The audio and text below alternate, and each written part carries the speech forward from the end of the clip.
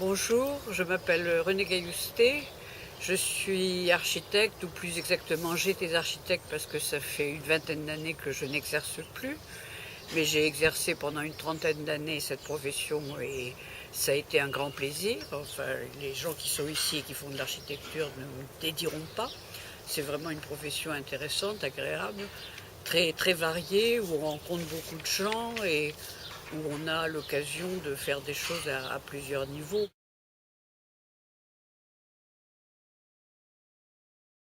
Au démarrage, c'est plus compliqué que ça parce qu'au démarrage, j'ai fait 4 années de philo à la Sorbonne, assez mal à vrai dire parce que je militais beaucoup plus que je travaillais.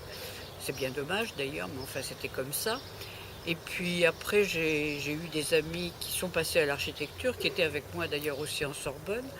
Et pendant un an, je les ai fréquentés bon, sur le plan amical. Et puis j'ai trouvé que ce qu'ils faisaient était beaucoup plus amusant que moi, parce que je ne voyais pas d'autres débouchés à, à la philo que l'enseignement.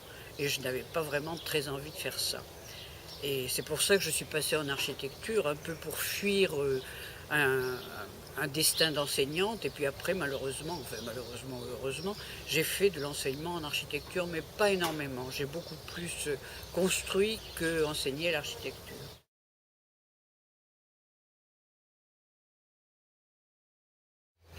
Essentiellement, enfin pas seulement, parce que un des premiers boulots que j'ai fait qui était important, c'était une banque boulevard Haussmann.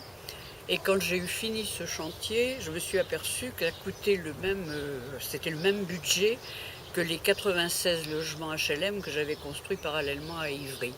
Alors je ne peux pas dire que ce soit pour ça que j'ai construit essentiellement des logements HLM, mais j'ai pas eu l'occasion d'avoir d'autres boulots du type une banque, et ça m'a pas vraiment manqué à vrai dire.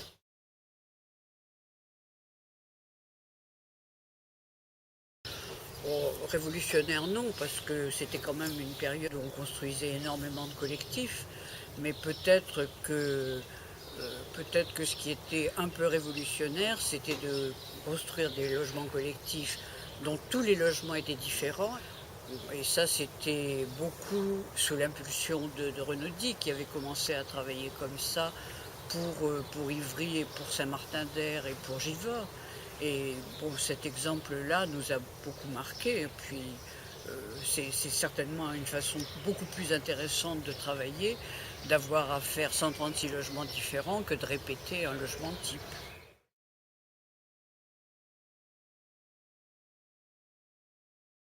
Oui, enfin l'idée c'était justement de ne pas stocker les gens, mais de leur donner des logements qui pouvaient convenir à leurs désirs aux uns et aux autres.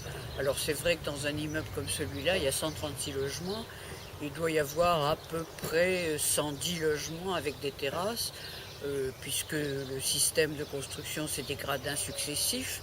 Alors là, sous nos pieds, il y a un autre logement, bien évidemment, qu'on n'entend jamais, heureusement, parce que l'isolation phonique est efficace.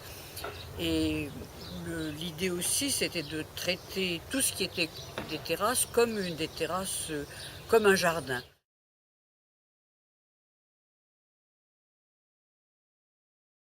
Non, non, ça s'est bien passé, ça s'est bien passé. Au début, j'étais pas seule, j'ai vécu quelques années avec Renaudie, mais c'est vrai que l'essentiel de mon activité, enfin, on n'a jamais été associés, ni on n'a jamais fait partie de la même agence.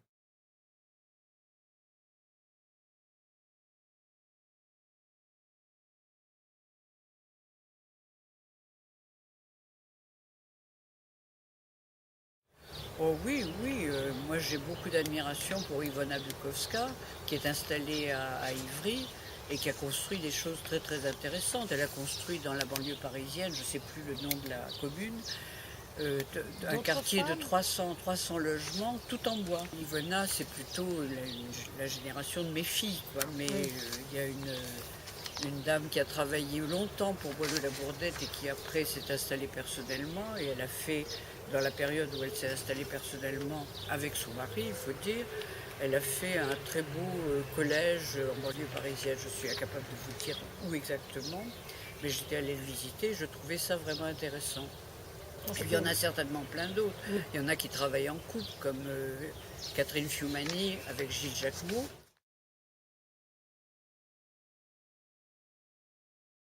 Je pense que c'est normal. Je ne peux même pas dire que je le souhaite. Je pense que c'est complètement normal que les femmes émergent là-dedans comme elles émergent partout, hein, puisque c'est notre monde qui est comme ça. Les femmes émergent, les femmes travaillent. Pour le moment, c'est pas encore la grande majorité des femmes, mais ça le deviendra certainement.